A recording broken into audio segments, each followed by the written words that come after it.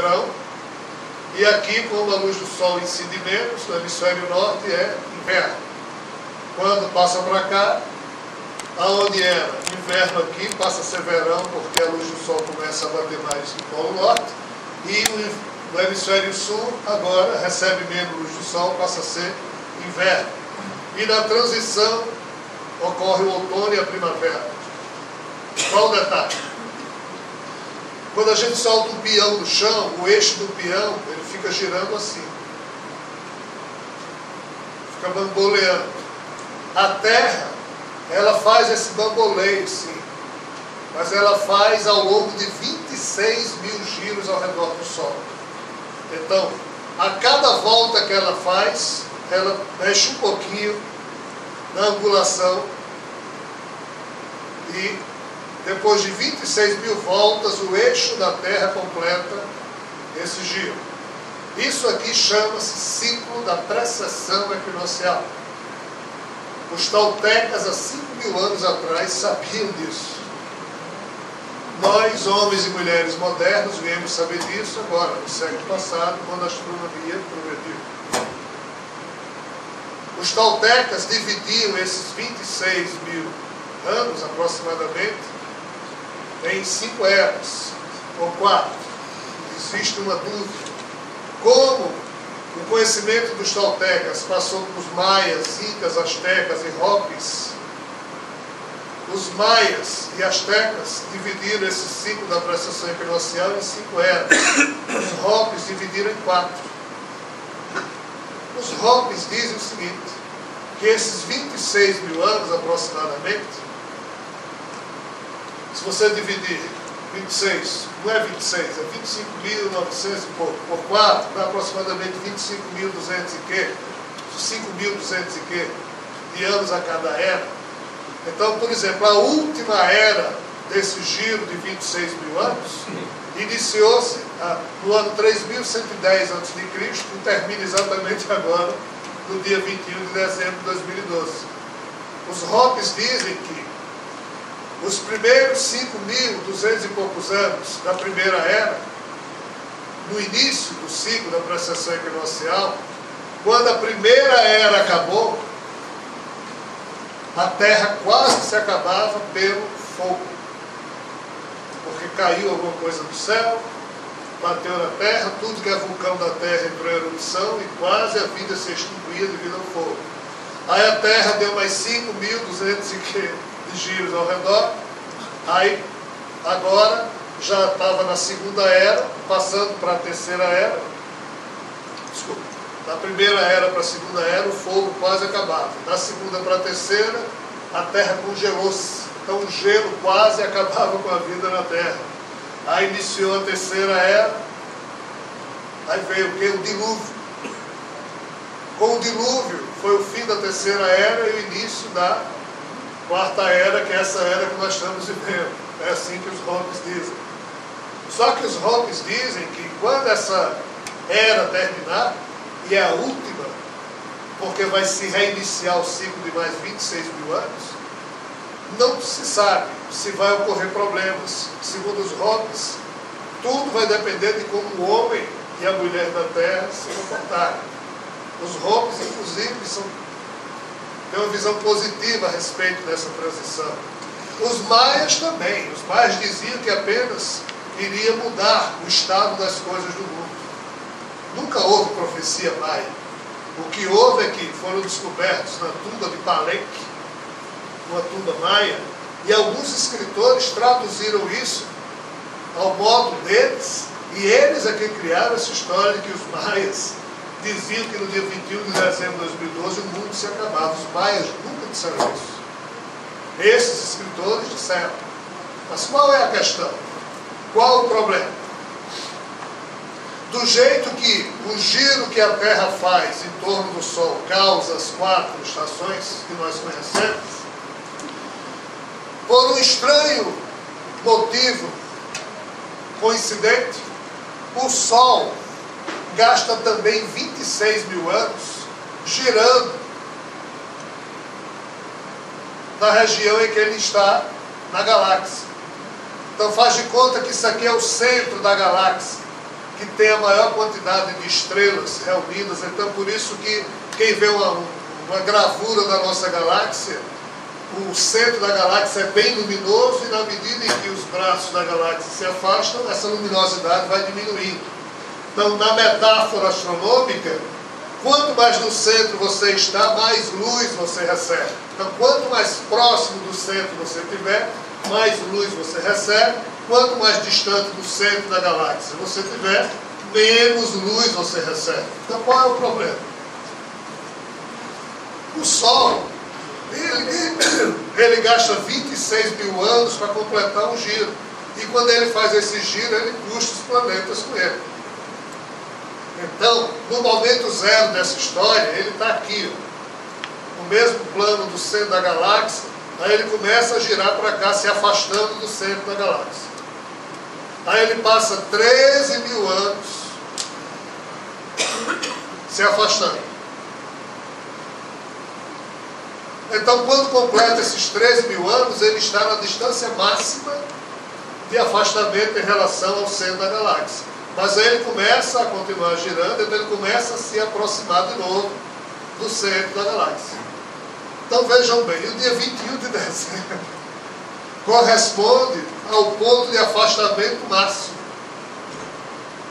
É um bom momento.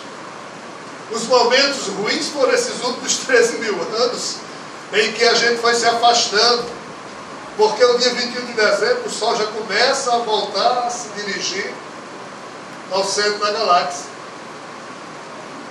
Não, mas tem um alinhamento. Esse alinhamento acontece, a Terra tem 4,6 bilhões de anos. Esse fenômeno acontece a cada 26 mil anos e a Terra continua inteira. Não, mas pode provocar catástrofes. Catástrofes ocorrerão na Terra independente disso, devido ao processo de aquecimento global, devido ao problema da natureza. Ah, mas isso provoca estações espirituais do mesmo jeito que a Terra, ao girar o Sol com o eixo inclinado, promove 4 estações físicas. Os espíritos dizem que sim. Do jeito que na Terra, quando está no inverno, eu me cubro com mais roupas, eu saio menos, eu tomo mais vinho, sei lá, eu fico mais reflexivo. No verão, eu mudo meus hábitos, boto uma roupa mais... Então, esse giro do Sol, se afastando e se aproximando do centro da galáxia, essa distância também promoveria vibrações espirituais que poderiam ajudar ou atrapalhar, motivariam ou não os seres ou espíritos que estão envolvidos na ciclo encarnatório desse planeta Terra próximo ao Sol. Isso faria com que a gente ficasse mais habilitado a evoluir ou menos habilitado a evoluir. Os hindus chamam de Kali Yuga, essa última idade, como sendo a mais complicada, exatamente devido a esse clima espiritual que esse afastamento promove. Mas o que tem o mundo espiritual a ver com isso? Nada. O mundo espiritual superior é pré-existente, mas as esferas espirituais primárias, que são meio que agregadas ao que se passa na Terra, onde espíritos necessitados estão ali agrupados, eles recebem as influências das nossas mentes e uma certa dose de influência na criação de Javé. Então isso pesa para eles, como isso também poderá ajudá-los. Concluindo, não é à toa que desde 1989 o exílio, para quem não vai mais encarnar aqui na Terra, já começou. Desde 1989, quem chega na espiritualidade, quando desencarna, já tem lá uma comissão, claro que eu estou brincando, tá? Mas a notícia é verdadeira. Uma comissão esperando o espírito que desencarnou. Aí diz, a gente pode colocar esse termômetro aqui para ver a quantidade de energia amorosa que você acumulou nas últimas 60 mil encarnações na Terra. Não, mas é necessário, é necessário. Aí bota lá o termômetro, aí a marca de mercúrio nem se move. Diz, cara, você não acumulou nada. Como é que você quer encarnar na Terra no mundo regenerado? Não vai dar. Você já perdeu todas as oportunidades. Então, muitos dos nossos irmãos e irmãs, que após terem tido as mesmas oportunidades encarnatórias de todos, já não mais estão se preparando para nascer nesse mundo, já estão saindo em comboios espirituais ou mesmo comboios físicos, mas não é bom falar disso, para onde eles vão ser exilados. Isso tudo é devido exatamente a essa época, a influência que esse afastamento maior do centro da galáxia facilita para que certos níveis da espiritualidade primária, quase material como a Terra, possam dali, os trabalhadores espirituais possam atuar ali. Isso tem a ver, sim.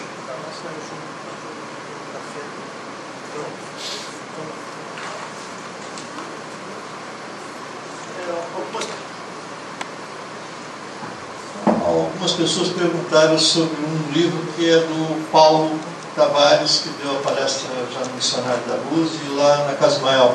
Ele não tem exemplares do livro à disposição, mas quem desejar dá o e-mail para ele, que ele remete o livro, que é O Espiritismo sobre a Ótica Cósmica. Da mesma maneira, se algum exemplar dos livros do João Vaillant não tiver mais à disposição, no www.orgon.org pode ser obtido através da Conectar Editora, que está no próprio site desse órgão, projeto órgão. Seria possível uma melhor explicação de como... Não, isso já foi. Desculpa. Os incas que sumiram repentinamente foram levados para baixo da terra ou foram levados por naves para outro lugar do universo? Eles retornariam agora? Eu não tenho nenhum registro desse tipo de notícia. Existem livros escritos sobre o desaparecimento dos maias, mas os incas, eles foram praticamente destruídos pelos espanhóis, mas também há notícias de incas. Mas ao longo desses anos todos, envolvido com esses seres, espíritos, eles nunca falaram de nenhum retorno à Terra, de qualquer terráqueo que daqui tenha sido, porventura, um dia retirado. Eles sempre falaram apenas do retorno deles próprios, ou seja, dessas equipes que muitas delas já viveram aqui na Terra e outras que nunca viveram aqui, mas que trabalham pelo progresso planetário. Especificamente quanto aos maias, eu particularmente penso que o problema climático ocorrido nos séculos 7, 8 e 9 depois de Cristo é que responde pelo abandono que os maias fizeram em relação às suas cidades. Algumas tribos incas também largaram as suas cidades. Eu citaria o mesmo motivo como sendo a explicação. Isso é minha opinião, não é os espíritos que estão informando isso, mas parece que é por aí mesmo. Não há essa relação de tribos que foram daqui tirados e que um dia voltem para cá. E quanto à tese de que os ETs virão à Terra retirar os bonzinhos diante das catástrofes, não espere isso aí. Não há ninguém bonzinho na Terra. Somos todos farinhas do mesmo saco. Antes de passar à próxima pergunta, eu recebi alguns comentários hoje de manhã sobre essa questão que aconteceu nos Estados Unidos ontem, da morte de 20 crianças e mais 7 adultos, uma pessoa aparentemente que se perdeu mentalmente. Por que dessa morte coletiva? Porque pessoas são envolvidas, como crianças de 8 a 10 anos, são envolvidas de uma hora para outra por um maníaco, por uma pessoa que está debilmente ali levada, no contexto dessa reintegração cósmica. A oportunidade que esses espíritos de 8 a 10 anos tiveram no seu crescimento e o porquê de serem colocados naquele momento, naquela escola, para que aquele fato acontecesse e fosse levado. Eu, quando ouvi aquela notícia, me chocou. Por se fosse um filho meu, como é que eu agiria? Como é que eu entenderia isso? em mundos de expiação e prova, diferente do que o movimento espírita pregoa normalmente, nem tudo é carne. Muita coisa é produto de cretinice, ainda que não exista carne. O problema que nós vemos nos Estados Unidos envolve oportunidade, facilidade, cretinice, não necessariamente carne. Em 1627, partiu da Irlanda um navio chamado Mayflower, com os puritanos que, perseguidos pela contra-reforma da Igreja Católica, protestantes que eram, foram os primeiros imigrantes a chegar nos Estados Unidos. Em chegando aos Estados Unidos, eles começaram a cultivar terras e, como a coroa britânica continuou a persegui-los, cada pai de família era obrigado a ter uma arma em casa para defender-se do possível ataque do exército britânico. Com o passar do tempo, quando os americanos resolveram proclamar sua independência, eles, na sua Constituição, feita no século XVIII, colocaram um item dizendo que americano bom é aquele que se arma, porque, na época, eles preferiram não criar um exército organizado, hierarquicamente posto, porque eles tinham medo que a coroa britânica corrompesse os líderes desse exército. Então, os pais da nação americana, e aqui falam de Thomas Jefferson, de John Adams e outros tantos, George Washington, preferiram que cada americano permanecesse armado, pois se fossem invadidos, eles, os próprios mandatários norte-americanos, formariam um exército, e por isso esse hábito de toda a família se armar foi introduzido na cultura americana, mas no final do século XVIII. Isso era útil naquela época. Hoje em dia é cretinice pura. Porque hoje em dia, qualquer cidadão norte-americano pode ter as armas que quiser em casa. Aí você associa isso aos filmes violentos que são postos na TV. Você associa isso à nossa doença, do DNA da nossa espécie. Que doença é essa? É algo muito simples, mas que a gente não percebe. Deu uma entrevista a uma emissora de televisão assim: Rogério, como vai sua vida? Ah, vai bem, está tudo em paz. Você? Está tudo tranquilo. A vida está boa. Quem que vai assistir uma porcaria de entrevista dessa? Todo mundo pega no sono. Por isso que a imprensa não coloca entrevistas assim. Agora, se eu matar alguém com 17 facadas, pisar no pescoço dela, cuspir e dar entrevista, todo mundo vai assistir a entrevista. Por quê? Porque isso dá audiência. Ninguém pega no sono, a gente está lá. Nós somos vampiros e não sabemos. Nós, enquanto homo consumos, viramos vampiros, pois que a audiência que dá dinheiro é a que tem sangue. Se não tiver sangue, a gente não assiste, então a TV não coloca. Entrevista séria, é para público requintado e altas horas da madrugada, só poucos assistem. Filme de arte. Quem mais assiste filme de arte? Ninguém assiste porque é lento, tem muito diálogo, fica chato, a gente pega no sono. Agora bote Rambo para dar 40 tiros em um segundo, matando 100 pessoas. A gente está lá assistindo. Isso é doença do DNA da gente. E a mídia coloca o que a gente quer ver. E os Estados Unidos é o campeão desse processo. E o pior, a doença já chegou na infância. Quem dos nossos filhos, netos ou sobrinhos pequenos quer ver um desenho animado muito lento? Isso aqui deu um porre, pai. Tira isso aqui. Agora bote Tom perseguindo Jerry, dando pancada a eles, veio. Isso é doença do nosso DNA. Então, associando a essa facilidade de armas em casa, que o filho desde criança vê o pai mexendo em arma, armando arma, limpando arma, dando tiro. Opa. Aí ele olha para a TV, é violência. Se ele crescer de forma desestruturada, que tipo de cretinice um ser humano desse vai fazer? Aquilo que ele passou a vida inteira sendo alimentado pelo pai, pela TV. Se ele for desequilibrado, ele vai exteriorizar a loucura dele, como jogando pedra? Não, atirando. Isso é karma. Cretinice pura. Não, mas as crianças que estavam reunidas lá, não é karma, é doloroso, mas não é, é produto da nossa cretinice.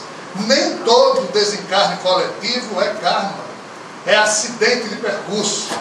Infelizmente é o insucesso da nossa pouca capacidade que temos em homenagear a vida com atitudes belas. A população norte-americana vota pela permanência da lei que permite ter armas em casa. Enquanto assim for, e enquanto houver desequilíbrio, vai aparecer um desequilibrado sempre para fazer besteira. Até porque isso aparece na mídia. E se nós formos ver os caras que... O cara que matou John Lennon, o cara que na Noruega matou não sei quantos. Se a gente for ver o que é que essa turma diz, eles falam as mesmas besteiras, ou seja, totalmente desconectados de qualquer senso lógico de realidade amorosa, terna. Por quê? Porque foram figuras altamente maltratadas pela vida que tiveram. Enquanto a Terra for um palco de horrores, porque nós transformamos isso num palco de horrores, veremos outros tantos horrores acontecendo. Nem todo horror é karma, é cretinice mesmo. Infelizmente. Nossa última pergunta, que tem que ter cuidado, senão eu sei que você vai dar outra palestra aqui hoje. Você poderia falar sobre a árvore espiritual da vida? Eu já vi uma pergunta dessa na Rádio Boa Nova, onde você respondeu, e também numa palestra lá na Casa da Esperança, gerou uma palestra essa resposta. E eu, como acredito que a maioria das pessoas estão pensando já em retornar aos seus lares, né, não é a árvore espiritual da vida. Eu não falei nesses termos. Se falei, peço desculpas. Mas não foi sobre isso que eu me referi. O que eu me referi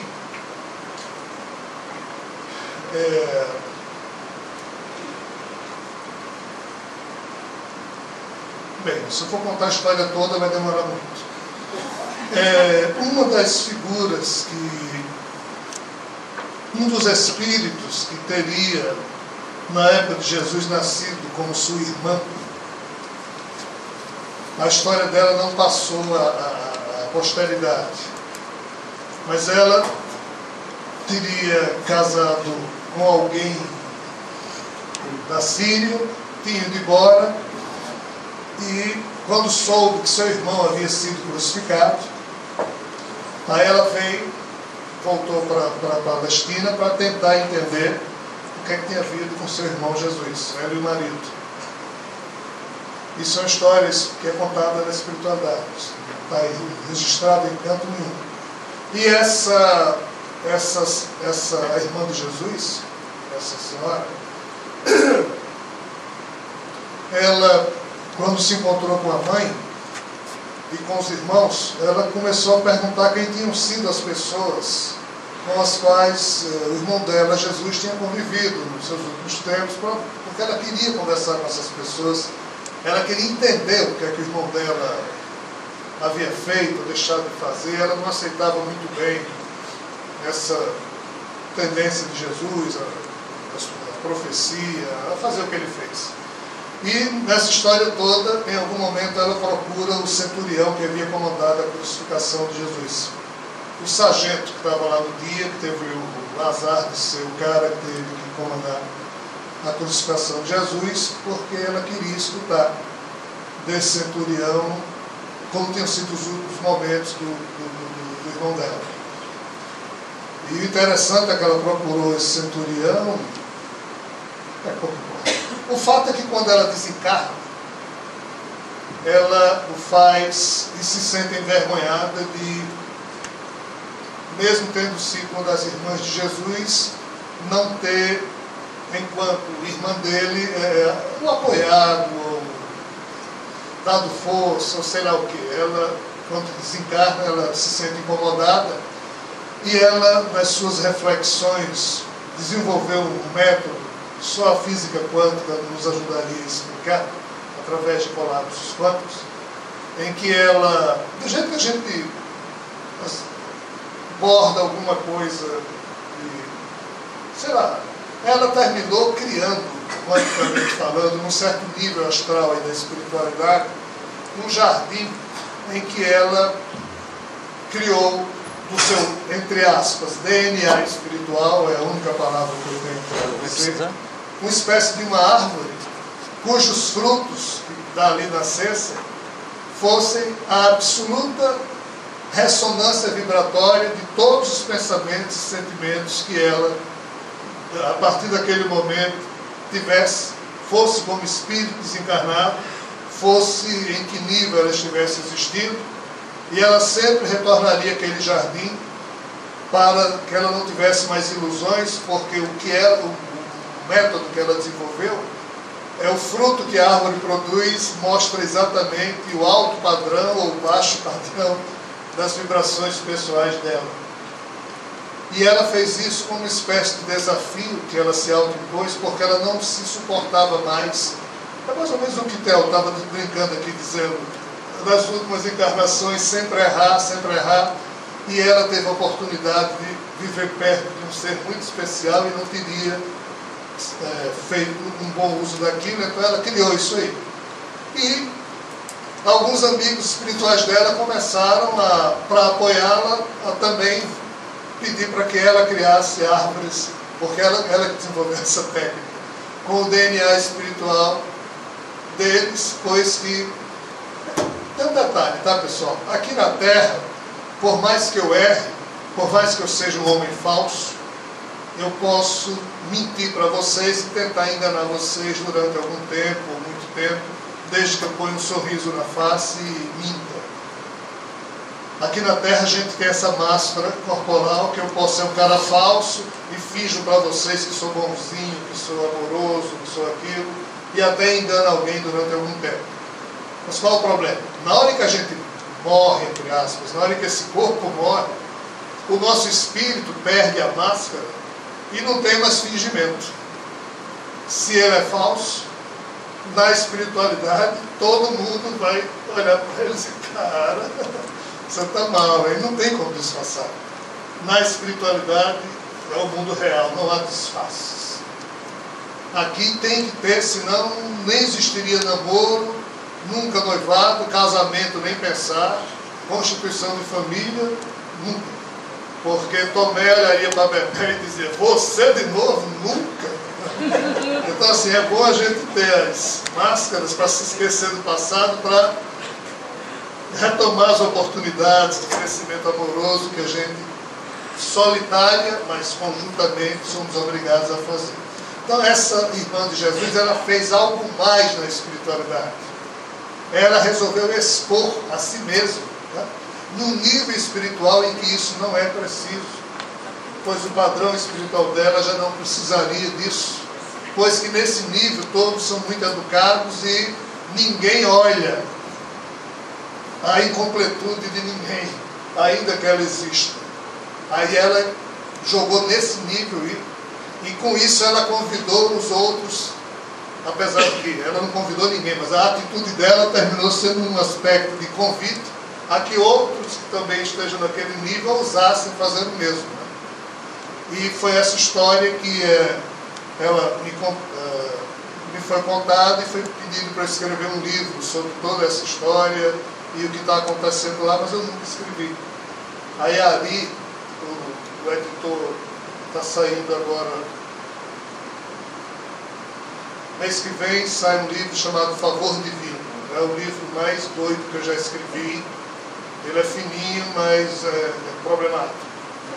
Tudo que eu escrevi até hoje é o mais problemático.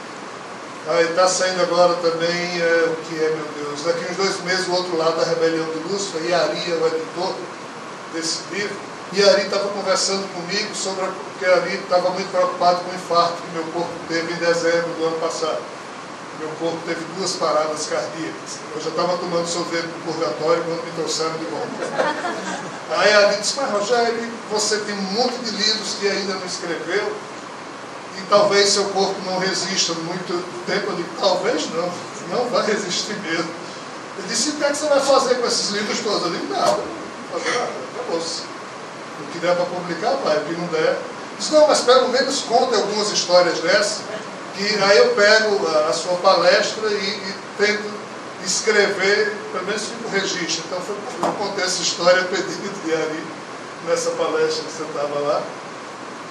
E é por isso que eu estou falando aqui, porque alguém perguntou. Mas não é a árvore da vida, é uma árvore que esse espírito criou e realmente é um processo belíssimo. Como ela me contou a história, eu me forcei também a ter uma árvore lá. Mas morro de vergonha quando chego lá, mas está lá. Só. Obrigado.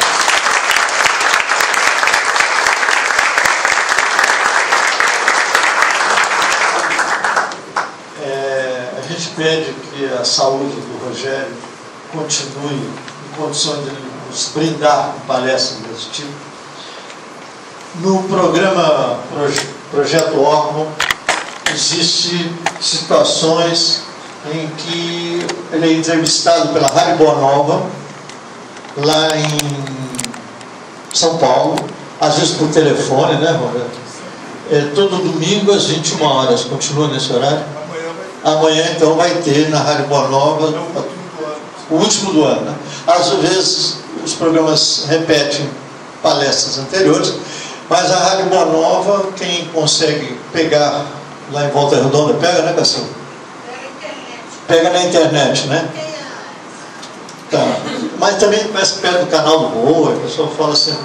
Bom, independente disso, pessoal, nós temos intenções de futuramente, ou através da Ilha do Futuro, ou através do Missionários da Luz, continuar convidando o nosso amigo Rogério para nos brindar com o conhecimento que ele tem, que vocês podem ver que é bastante avançado em termos de até da parte física do planeta, né? E que possa continuar escrevendo os livros para que a gente leia.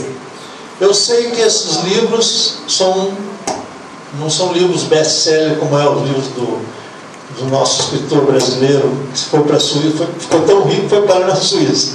Os livros do Rogério, normalmente, por serem muito profundos, de bastante dificuldade de ser assimilado pela população, não se tornam livros que trazem financeiramente lucro para ele. Então, simplesmente é uma missão que ele está cumprindo.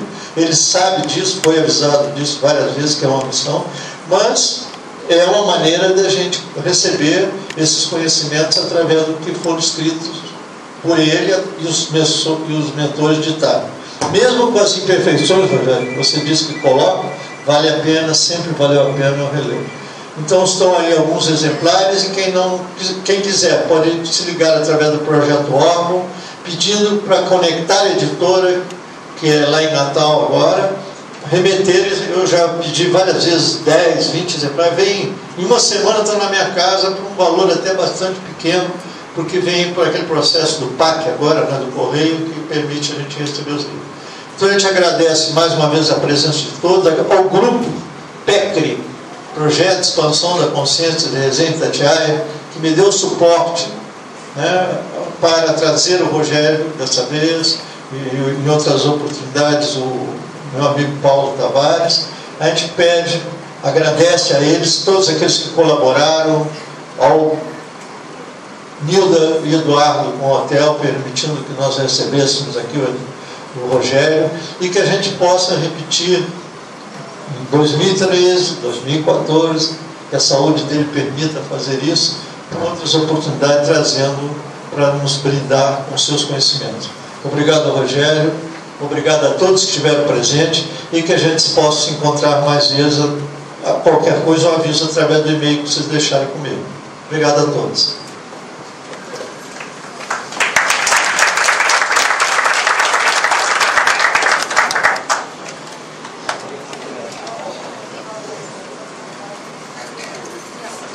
Você entrega.